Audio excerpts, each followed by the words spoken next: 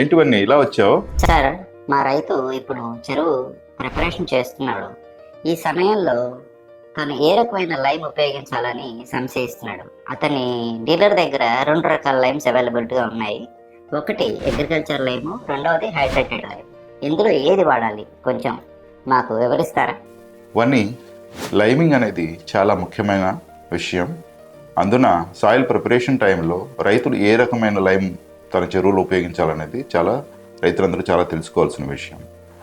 మీకు ముఖ్యంగా మార్కెట్లో 3 రకాల లైమ్స్ తిరుగుతాయి. ఒకటి అగ్రికల్చర్ లైమ్, 2 హైడ్రేటెడ్ లైమ్, 3వది కాల్షియం ఆక్సైడ్.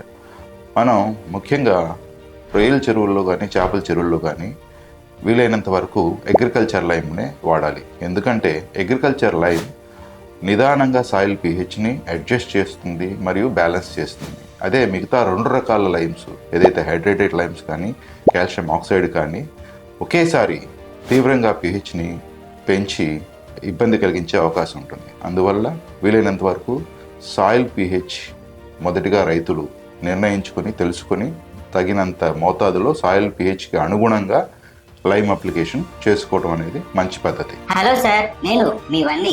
మీ రొయ్యల సాగులో మీరు ఎదుర్కొనే ఎన్నో సమస్యలకు సరైన పరిష్కారాలు, రొయ్యల సాగుకు సంబంధించిన ఎన్నో చిట్కాలు మీ ముందుకు తీసుకువస్తున్నాం. మా ఈ వీడియోస్ ని మిస్ అవ్వకుండా ఉండాలంటే మీరు తప్పనిసరిగా మా పీవీఎస్ ఆక్వాకల్చర్ సొల్యూషన్స్ ఛానల్ ని సబ్స్క్రైబ్ చేసుకోండి.